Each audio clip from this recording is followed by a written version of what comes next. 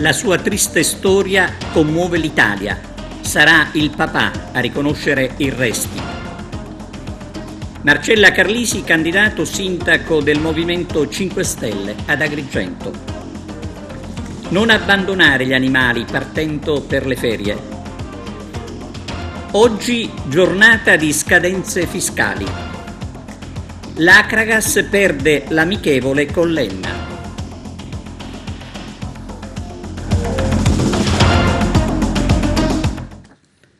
Benvenuti su TVA Notizie. Il destino si è proprio accanito sulla famiglia Mondello che dopo Viviana piange il piccolo Gioele. Una tragedia che commuove ma che lascia tanti interrogativi per quello che è diventato il giallo dell'estate. Con un post pubblicato sui social, Daniele Mondello ha voluto ringraziare i volontari che hanno collaborato alle ricerche del figlio Gioele di 4 anni. Nonostante il dramma che mi ha travolto, scrive il DJ di Venetico, trovo doveroso ringraziare quanti mi hanno aiutato. Dedico un ringraziamento particolare al Signore che ha trovato mio figlio. Se non ci foste stati voi, chissà se e quando lo avremmo ritrovato. Il papà di Gioele lancia anche alcune perplessità sui metodi di ricerca adottati in questi giorni. 5 ore di lavoro di un volontario, scrive, rispetto ai 15 giorni di 70 uomini esperti mi fanno sorgere dei dubbi oggettivi sui metodi adottati per le ricerche. La mia, prosegue Mondello, non vuole essere una polemica, ma la semplice considerazione di un marito e padre distrutto per la perdita della propria famiglia. Viviana e Gioele, conclude Daniele Mondello, vi ringraziano e io vi mando un abbraccio enorme. Siete stati grandi. Il caso Viviana Parisi non è ancora chiuso. La procura di Patti, che sta coordinando le indagini, dovrà chiarire come mai il corpicino rinvenuto ieri in avanzato stato di decomposizione sia stato ritrovato solo dopo 17 giorni di ricerche e da un volontario, nonostante l'impiego di personale altamente qualificato nelle ricerche di persone scomparse. Alcune unità cinofile sono giunte qualche giorno fa direttamente da Milano. L'area in questione era stata già bonificata. Gli interrogativi ai quali dare una risposta sono tanti. Primo fra tutti le cause del decesso di Viviana Parisi, il cui corpo è stato ritrovato il 9 agosto scorso poco distante dall'autostrada da dove era stata vista per l'ultima volta in compagnia del figlioletto. La donna, dopo un incidente, il 3 agosto scorso aveva abbandonato l'auto in autostrada e si era avventurata a piedi nei boschi di Caronia. Le ricerche sono iniziate subito, ma per ritrovare il corpo è stato necessario lavorare per oltre 5 giorni. Il cadavere è stato rinvenuto nei pressi di un traliccio dell'energia elettrica totalmente sfigurato. Poi le ricerche sono proseguite per individuare Gioele. Dopo tanti giorni trascorsi nell'incertezza, il papà del piccolo ha lanciato un appello sui social per poter coinvolgere alcuni volontari nelle ricerche del figlio tra i boschi di Caronia. Ieri mattina circa 100 persone provenienti da varie località della Sicilia si sono recate sul posto per cercare il piccolo Gioele. Uno di loro, un carabiniere in congedo, in tarda mattinata ha notato dei resti umani. Il DNA dirà con certezza se si tratta di Gioele, le altre risposte dovranno fornirle gli inquirenti. Noi abbiamo sempre detto che questo bambino si trovava in questo posto, che tutto conduceva a questo bambino che si trovava in questa località. Abbiamo detto che dovevamo insistere in queste ricerche, poi che l'abbia trovato un volontario, l'abbia trovato qualcun altro, a noi non interessa. Prima c'erano più avevamo risorse disponibili, più probabilità c'erano di trovare questa persona. Voi stessi vi siete resi conto dello stato dei luoghi? Avete sentito il rumore delle motoseghe? Sì. Per andare, vi garantisco che la situazione dei luoghi è veramente difficile. Ci può dire solo se per quello che ha visto ha scartato qualche ipotesi oppure... Ovviamente ci siamo fatte delle ipotesi, se ne sono rafforzate alcune, ne abbiamo scartate, ne stiamo scartando delle altre, però ora chiaramente... Ce lo può dire, procuratore, perché prima erano 4, adesso... Solo cosa è stato scartato? È il momento di lavorare in silenzio, di sono 16 continuare giorni a lavorare in silenzio. Quali sono le ipotesi ancora aperte sul campo? Dopo 16 a questo non rispondo, noi stiamo lavorando da 16 giorni e quindi voglio dire continueremo a lavorare. Ci può dire solo cosa è stato scartato oggi? che perde quote. Veramente perdono quote viste riconducibili ad ambiti familiari ovviamente, però in questo momento non possiamo fare altre dichiarazioni. Ripeto, lasciateci lavorare, lasciateci fare tutti i ragionamenti del caso. Si rafforza quella degli animali, Assolutamente no, rimangono in piedi tante ipotesi e quindi, ripeto, dobbiamo ora lavorare, riflettere. L'autopsia sarà eseguita benissimo, ancora non abbiamo stabilito. No, in questo momento escludiamo la presenza di oggetti riconducibili alla madre. Grazie. Tipo le scarpette. Potrebbe essere anche oggetti di questo tipo. Documenti? Anche indumenti. Come avevamo annunciato nei giorni scorsi, per le amministrative ad Agrigento a candidarsi a sindaco anche Marcella Carlisi del Movimento 5 Stelle, che ascoltiamo al microfono del direttore Arturo Cantella. Anche 5 Stelle parteciperà alla prossima competizione elettorale per la poltrona di sindaco della città di Agrigento. Il consigliere uscente Marcella Carlisi correrà infatti per tale causa, affiancato da una lista che ha avuto anche il benestare alla piattaforma Rousseau. Tra i candidati a uno scranno a Sala dei Giganti, trapelati i primi nomi, tra questa la stessa Marcella Carlisi, capolista, quindi Santina Cattano, Alberto Castelli, Salvatore De Caro, Alfredo Rao, Domenico Bruno, Pasquale Spataro, Gerlando Alletto, Francesco Monachino Sanfilippo, Fabio Scopelliti, Gaia Roccaforte, Angelica Michalizio, Camillo Gulotta, Pierluigi Davide Musumeci, Gerlanda Fretto, Andrea Monica Milano, Guarraci Giuseppe Edoardo, Alessandra Caldana, Serenella Affronte e Eugenia Bogato. Un'esperienza altamente formante, per certi versi o magari per qualcuno sarebbe stato altamente deprimente, perché comunque è un consiglio appiattito da un'amministrazione totalmente sorda non solo ai cittadini ma anche a quella che è l'espressione diretta dei cittadini, ovvero dei consiglieri comunali, e quindi adesso ci candidiamo per essere proprio quelli che vogliono portare come istanze al Comune di Agrigento quelle che sono le istanze dei cittadini. Quindi se noi abbiamo visto un uso, non lo so, della tassa di soggiorno secondo le intenzioni del sindaco, un cambiamento anche della situazione, come dire, artistico, chiamiamola così, toponomastica della nostra città, che comunque è stata l'unica espressione a livello sindacale, però vediamo, non so, le nostre strade, soprattutto quelle comunali, che sono prive di segnaletica orizzontale, quindi ponendo tutti noi a rischio di incidente, la spazzatura che non vogliono che si dica ma è in mezzo alla strada, le erbe alte, tutto quello che c'è da togliere, gli alberi che vengono capitozzati in momenti non giusti dell'anno, quindi tutte situazioni, e poi la mancanza di servizi, perché c'è questa grande cosa del fatto che i precari non sono più precari, ma in realtà, nonostante i grandi risparmi che ci sono al Comune di Agrigento relativamente alle somme per i pensionamenti, tutte queste persone sono di fatto a poche ore, per cui i servizi essenziali non possono venire coperti, e queste persone, padri di famiglia che prendono 800 euro, devono fare lo straordinario, come dire, quasi al loro buon cuore, perché magari tante volte devono andare via dall'ufficio capendo che lasciano la situazione in maniera assurda. Una ok, e tra l'altro è stata volontà del Consiglio, che ha rinunciato alle sue prerogative, quindi i precari sono entrati di ruolo nel Comune di Agrigento, però non sono entrati con le ore che gli toccava fare. Ricordiamo che comunque 18 ore le paga la Regione ancora fino mi pare al 2038, quindi sono delle persone che possono essere impiegate. Gli obiettivi primari di un'eventuale tua candidatura, ecco un programma per cui la gente dovrebbe dare il consenso a 5 Stelle e alla sua lista?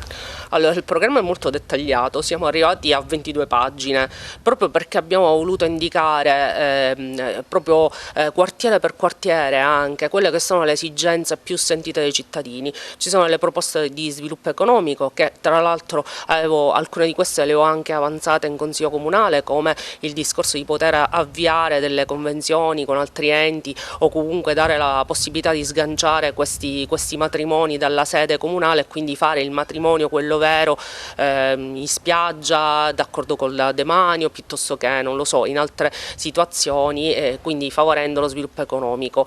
Il Cugno Vela, che solo grazie alle mie insistenze c'è adesso una causa in corso, ma per 5 anni quel parcheggio è stato inutilizzato, creando gravi disagi per i cittadini e per gli operatori turistici. Tra l'altro operatori turistici che noi abbiamo inserito nella nostra lista, e quando ci sarà la possibilità di fare comunque la squadra di governo saranno nella squadra di governo, a garanzia della parte attiva economicamente che deve tirare tutta l'economia tutto sommato di Agrigento. Quindi sicuramente proposte di sviluppo economico che sono ben delineate all'interno del programma.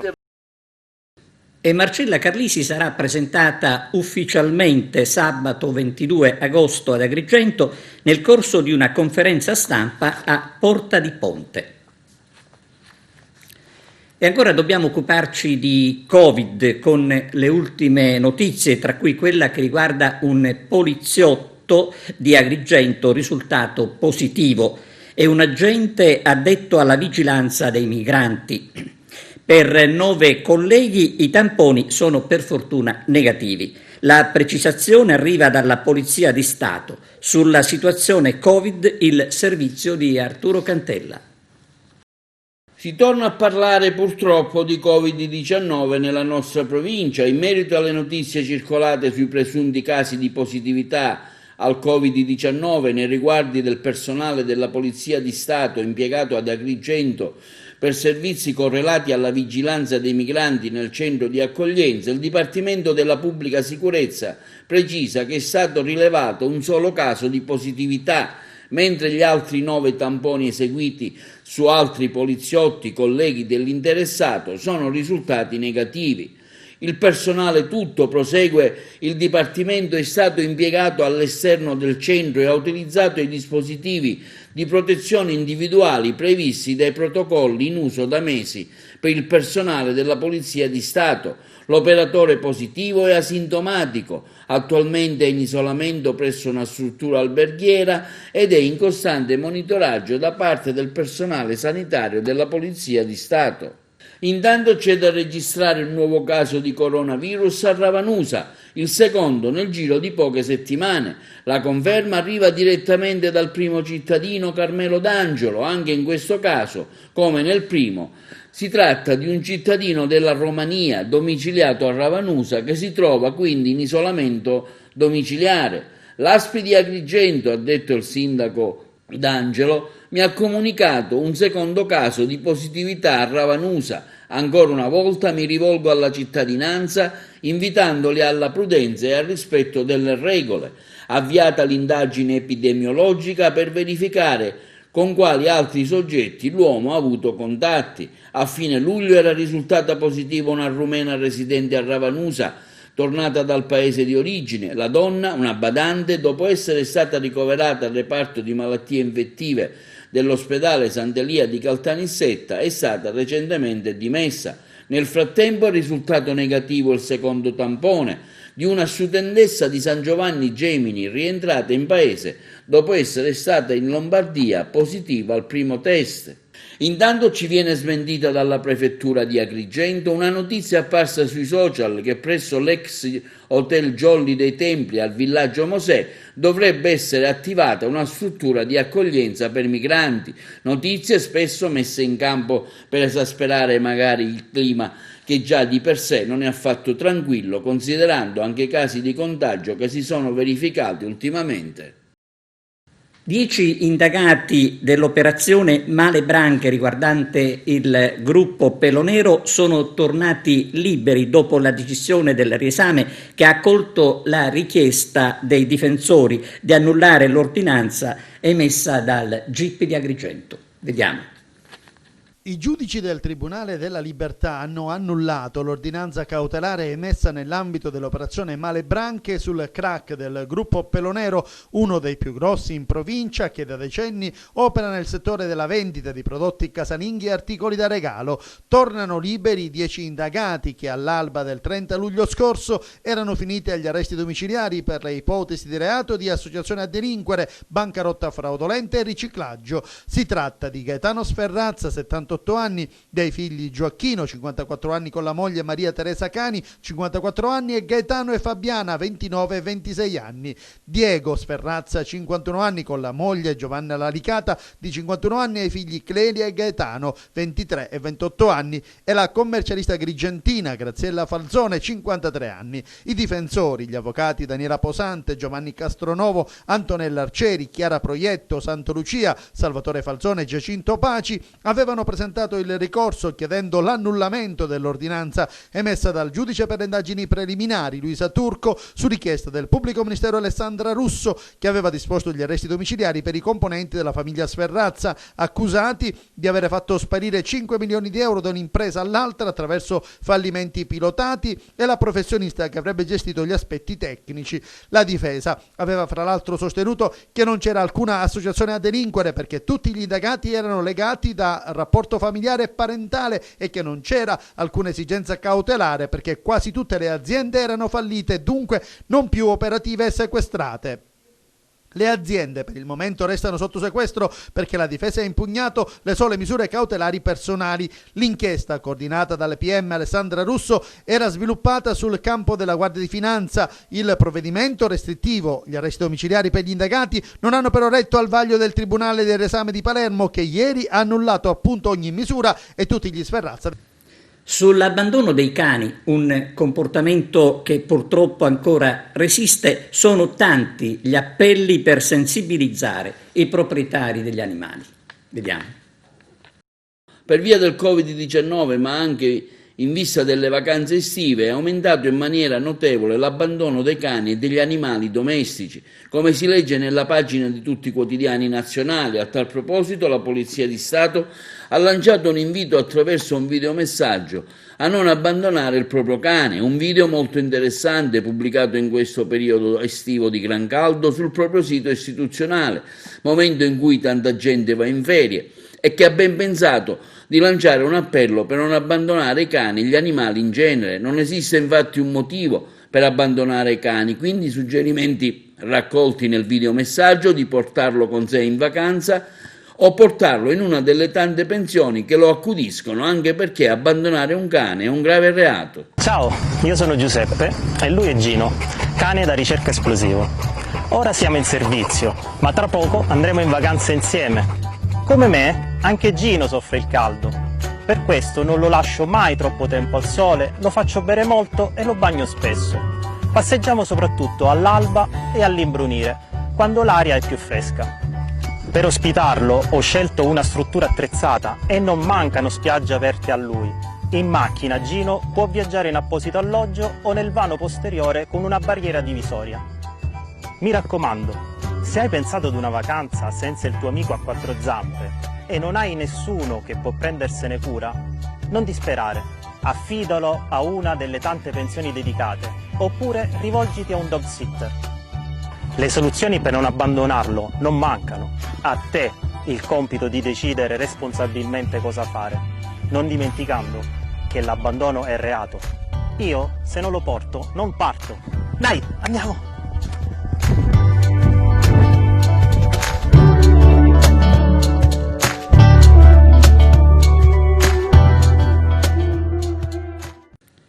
Nuovo assessore al comune di Porto Empedocle, si tratta di Luca Cutaia, a cui è andata la delega ai lavori pubblici. Il neo assessore ha 41 anni, architetto, sostituisce Toni Vetro. Oggi è il giorno delle scadenze fiscali. Vediamo quali con Arturo Cantella. A partire da oggi fino alla fine del mese i professionisti, gli intermediari faranno il pieno delle scadenze fiscali, la maggior parte delle quali si concentra proprio oggi, 20 agosto, a seguito della consueta ripresa degli adempimenti dopo la sospensione feriale delle scadenze. Come calcolato dal Sole 24 Ore, oltre 4 milioni e mezzo di partite IVA dovranno effettuare i versamenti di saldo 2019 e primo acconto 2020 delle imposte sui redditi e i contributi con la maggiorazione dello 0,40%. In particolare i contribuenti che hanno potuto beneficiare del differimento dei versamenti al 20 luglio previsto dall'ultimo decreto del 27 giugno 2020, ovvero i contribuenti interessati agli indici sintetici di affidabilità cosiddetti ISA, compresi quelli aderenti al regime forfettario, oggi 20 agosto dovranno effettuare il versamento in un'unica soluzione o come prima rata delle imposte risultanti dalle dichiarazioni annuali a titolo di saldo per l'anno 2019 e di primo acconto per l'anno 2020, maggiorando per l'appunto lo 0,40% a titolo di interesse. Coloro che invece si sono avvalsi del differimento e che hanno effettuato il primo versamento il 20 luglio devono versare la seconda rata delle imposte con l'applicazione degli interessi nella misura dello 0,33. I versamenti di oggi sono quelli relativi al saldo IRPEF, IRES e IVA 2019, acconto 2020 IRPEF e IRES, addizionali IRPEF, contributi previdenziali, gestione separata INPS, ordine dei giornalisti, cedolare secca, acconto del 20% per i redditi a tassazione separata, diritti camerali. In merito all'IRAP ricordiamo che il decreto legge rilancio ha disposto l'esenzione del versamento del saldo IRAP dovuto per il 2019 della prima rata pari al 40% dell'acconto IRAP dovuta per il 2020 per le imprese e i lavoratori autonomi con ricavi e compensi non superiori a 250 milioni di euro nel 2019. Rimane l'obbligo di versamento degli acconti per il periodo d'imposta 2019 per i soggetti che esercitano la propria attività in periodi di imposta non coincidenti con l'anno solare. La speranza di ulteriore proroghe è poi svanita con la pubblicazione del decreto di agosto, il quale è stato concesso solo uno slittamento dell'acconto del 30 novembre al 30 aprile 2021 per i soggetti con ISA forfettari che hanno avuto un calo di fatturato di almeno il 33% nel primo semestre dell'anno 2020 rispetto al periodo dell'anno precedente e per i versamenti già sospesi dall'articolo 126 e 127 del decreto rilancio fino al 16 settembre. Ha previsto la possibilità di effettuarli senza applicazione di sanzioni e interessi per un importo del 50% delle somme oggetto di sospensione in un'unica soluzione entro il 16 settembre o mediante rateizzazione fino a un massimo di 4 rate mensili di pari importo con il versamento della prima rata entro il 16 settembre. Il versamento del restante 50% delle somme dovute può essere effettuato senza applicazione di sanzioni e interessi mediante la rateizzazione fino a un massimo di 24 rate mensili di pari importo con il versamento della prima rata entro il 16 gennaio 2021.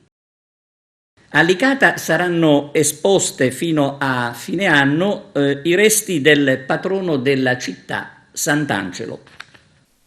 Fino alla fine dell'anno sarà possibile fermarsi in preghiera davanti alla cappella che si trova in fondo alla navata sinistra del santuario di Sant'Angelo a Licata. All'interno ci sono le reliquie di Sant'Angelo, patrono di Licata, tornate a casa dopo la peregrinazio. In una vertebra trovata all'interno della cassa che conteneva le spoglie mortali di Sant'Angelo sono evidenti i segni del martirio, a conferma di quanto subito da frate Angelo il 1 maggio del 1220. Gli amabili resti di Sant'Angelo sono qui esposti fino alla fine dell'anno, una grande grazia per il popolo cristiano di Licata, di tutta la Sicilia, di tutta l'Italia e di tutto il mondo. Sì, addirittura fino alla fine del Giubileo, che è stato prorogato fino al 31 dicembre 2021. Poi naturalmente i resti verranno riposti dentro l'urna di argento che è stata apposta restaurata. Un anno importante perché sono 800 anni dal martirio, secondo la tradizione è avvenuto il 5 maggio 1220, un anno purtroppo che è iniziato un po' con il Covid e che quindi ha dovuto subire un po' un ridimensionamento per quanto riguarda le varie attività che erano state programmate. Tuttavia, tutto questo ci è stato ripagato dal vedere proprio le reliquie. Vediamo ciò che in 397 anni nessuno ha mai visto, e queste reliquie possiamo oggi studiarle anche con metodi scientifici che ci possano aiutare a capire non solo gli aspetti fisici di Sant'Angelo, ma anche soprattutto degli aspetti spirituali e simbolici manifestati proprio dal tipo di reliquie che sono rimaste, considerando il fatto che nel corso di 8 secoli, specialmente prima dell'ultima ricognizione, è probabile che molte reliquie siano state donate ai vari conventi carmelitani. Lui appunto è uno tra i primi tra i santi carmelitani, proprio diffuse in questo senso in tutto il mondo. Troviamo trovato nella cassettina? Sì, nella cassettina chiaramente è stato trovato ciò che adesso viene anche studiato. L'esposizione mostra appunto questi resti, una parte della calotta cranica, alcuni aspetti, una parte mascellare, alcuni denti, costole, ossa del bacino, delle gambe e dei piedi, ma particolarmente, e qui è in evidenza perché la disposizione di queste ossa anche in questo piccolo cuscino rosso indica quasi un po' anche la distribuzione nel corpo umano, per quanto più in piccolo. Soprattutto c'è un dato, un resto che è più importante di tutti, una vertebra cervicale che porta il segno dell'arma da taglio, e potrebbe essere, appunto, naturalmente lo studio è avviato, potrebbe essere proprio il segno di questo martirio che è avvenuto secondo la tradizione proprio con un coltello infilato quasi nella zona del petto, della gola, e che quindi ha tagliato e ha reciso la colonna vertebrale e il midollo spinale di Sant'Angelo. Questi resti hanno un'importanza anche un po' simbolica, come se in qualche modo chi li ha conservati avesse voluto darci un'indicazione. Naturalmente è un'ipotesi, però considerando il fatto che ritroviamo elementi della bocca, elementi del petto, da dove in qualche modo ci sono anche polmoni, cuore, e l'aria viene espressa proprio per respirare ma anche per poter parlare, e ossa di gambe e di piedi, ci fa pensare in qualche modo ad una lettura spirituale, anche simbolica, della parola che cammina. E allora Angelo come ministro della parola di Dio che viene portata alle genti, lui che secondo la tradizione parte da Gerusalemme e dal Monte Carmelo, attraversa il Mediterraneo, va fino a Roma e scende qui a Licata per predicare la parola di Dio. È una grazia di Dio aver trovato le ossa intatte. Assolutamente sì. Che dopo 400 anni poteva non esserci nulla. Sì, 397 anni di processioni, di scossoni, addirittura di cadute dell'urna stessa, che cosa poteva essere rimasto? E invece abbiamo trovato queste ossa intatte che sono state già trattate per la conservazione e per renderle anche così presenti e fruibili per il futuro. Sappiamo che il valore delle reliquie per noi cristiani non è un valore determinante per la fede. La nostra fede si basa sull'ascolto della parola e sul credere che Gesù Cristo è morto per noi ed è risorto, ma le reliquie ci ricordano che i santi sono state persone concrete, come noi, uomini di carne e di sangue che hanno offerto la loro vita per il Vangelo. Non c'è il cranio, però può far parte di questo. Sì, parti del cranio ci sono, poi si dice che una parte del cranio, una parte della calotta sia conservata ad Airola, vicino Benevento, e andremo a studiarla, così come anche un'altra parte sia conservata a Genova. Ora si apre, non tanto un puzzle per il gusto di avere una completezza, ma anche uno studio di tante realtà che ci riportano anche ad una devozione diffusa, quindi al valore di un esempio dell'uomo che si conforma a Cristo portando il Vangelo e soffrendo anche per la giustizia portata agli altri, capace di donare la propria vita perdonando addirittura l'uccisore e chiedendo la grazia per questo popolo che Sant'Angelo conosceva solo da pochi giorni prima di morire. Il santuario adesso si può ricevere anche l'indulgenza plenaria. Sì, esatto, questo è l'aspetto del Giubileo, sia legato all'indulgenza plenaria secondo le condizioni che Santa Romana Chiesa ci mette davanti, ossia la confessione individuale, la preghiera per il Sommo Pontefice, la professione di fede e naturalmente un gesto di devozione dentro questo santuario.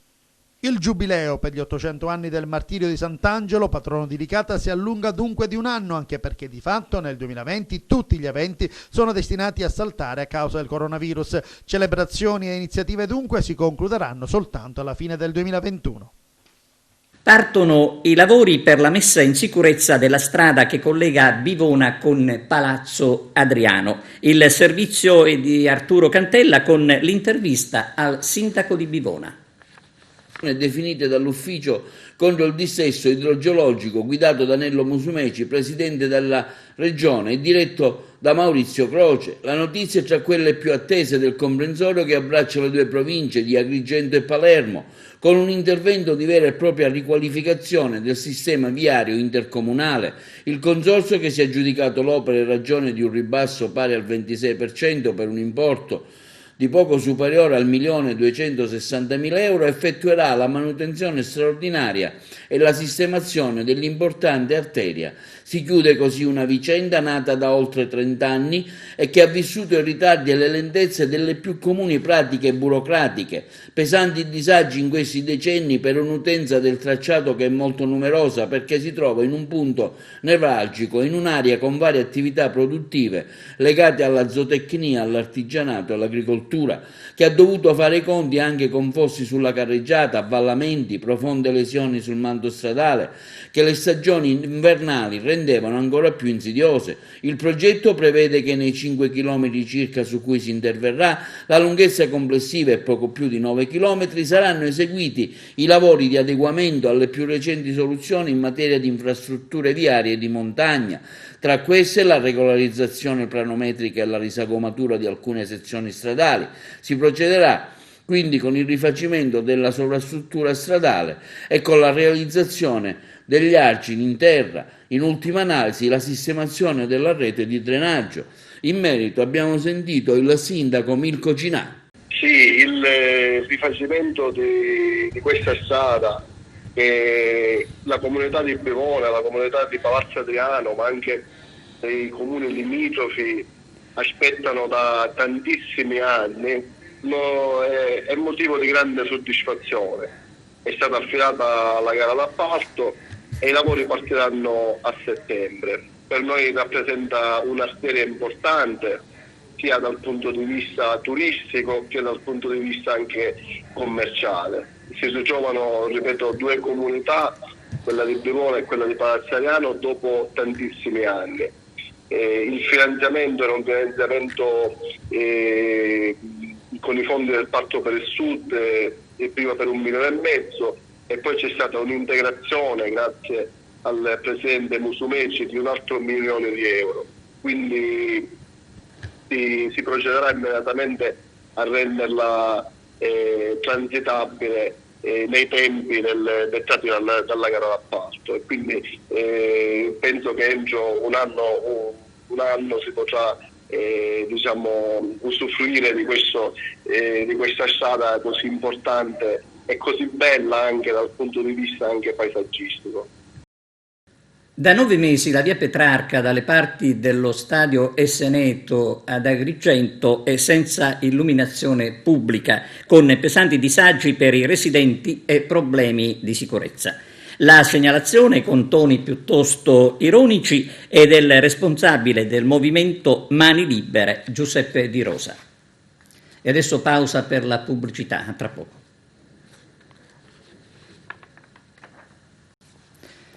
Ancora fuga di migranti a Messina e ancora forte protesta del sindaco De Luca. Lo sa che sono scappati altri migranti in questo momento dalla ex caserma Gasparro di Visconte? Abbiamo chiuso sta porcheria d'hotspot, è rimasto aperto questo CAS, siamo rimasti che entro il 28 si doveva chiudere perché c'era questo periodo di quarantena di altra ventina di migranti, anzi ormai non si è capito più quanto ce ne sono in questa struttura, sono scappati in questo momento. Che fa, signora Ministra? Io l'aspetto domani a Messina, le offrirò il caffè e attendo che lei si carichi sulle spalle gli ultimi migranti che ci sono e li porti via.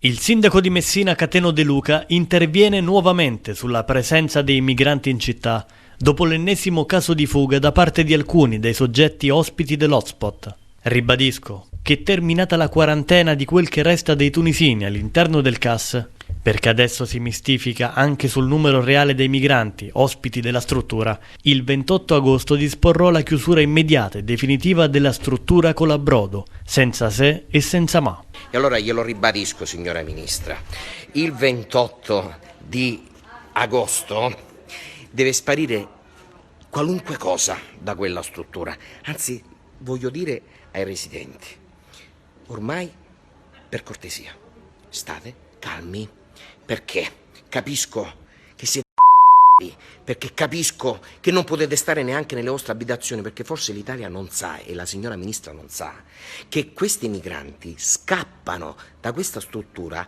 passando dalle case private. Tanti di loro sono stati proprio visti all'interno delle abitazioni. C'ho gente che è incura perché ha paura. Comunque, voglio dire ai residenti di Visconti, ormai pazientate, perché sta storia comunque finisce e finirà il 28, senza se e senza ma. Siamo allo sport, la gara amichevole per l'Acragas ad Enna purtroppo è andata male, è finita 1-0. Arturo Cantella. L'Acragas è scesa ieri in campo contro l'Enna allo stadio Generale Gaeta per la prima gara amichevole della stagione. Dopo 2 settimane di intensa preparazione atletica, il test match è terminato per 1-0 per i padroni di casa, ma nel complesso la squadra biancazzurra ha disputato una buona partita. Il mister Francesco Di Gaetano ha schierato inizialmente la seguente formazione: Castiglione, Cipolla, Ferrante, Licata, Incatasciato, Ruggeri, Mannina, D'Amico, Biondo, Sicurella, Gambino. La prima frazione di gioco si è conclusa con il risultato di 1-0 per l'Enna. Nel secondo tempo l'Acragas ha presentato in campo i seguenti 11 calciatori: Compagno, Laspina, Cipolla, Punzi, D'Amico, Cerra, Incatasciato, Mannina, Biondo, Sicurella e Gambino.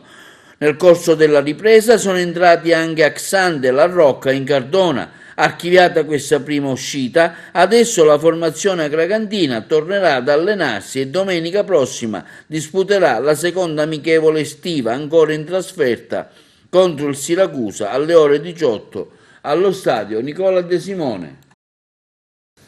Nicola Piovani, premio Oscar per la colonna sonora del film La vita è bella di Benigni al Teatro di Segesta con La musica è pericolosa, un lavoro tra parole e appunto musica. Con questo servizio concludiamo l'edizione di oggi, grazie per averci seguito e arrivederci.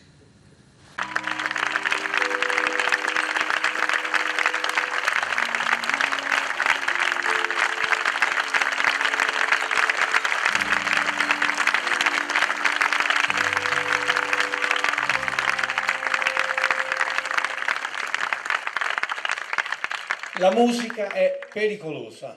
Noi abbiamo ripreso come titolo non soltanto per fare un omaggio a Fellini, ma perché è una frase che racconta bene la potenza emotiva della musica e naturalmente di tutte le arti nelle quali c'è un incontro vero con la bellezza, un incontro profondo, non un incontro consumistico, superficiale.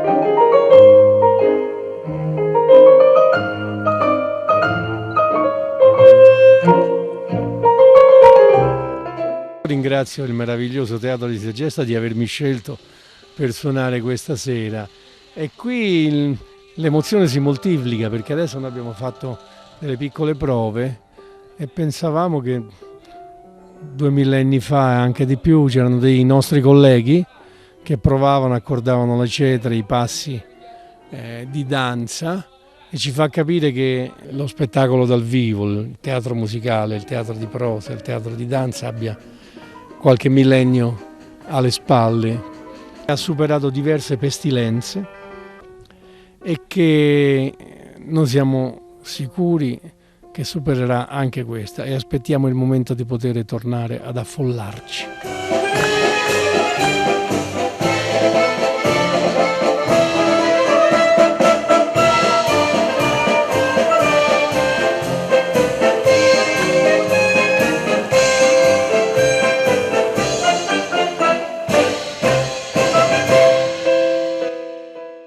veramente un ottimo parterre. Maestro Piovani, premio Oscar, insomma, diciamo, lavoriamo bene a ottimi livelli, e questo credo che sia il nostro fiore all'occhiello. Il teatro merita un'attenzione particolare, e quindi non soltanto degli spettacoli che possono sicuramente divertire e passare del tempo, ma passare del tempo con attenzione, con intelligenza e con tutto un gran lavoro dietro, per il quale non finisco mai di ringraziare tutti i miei collaboratori.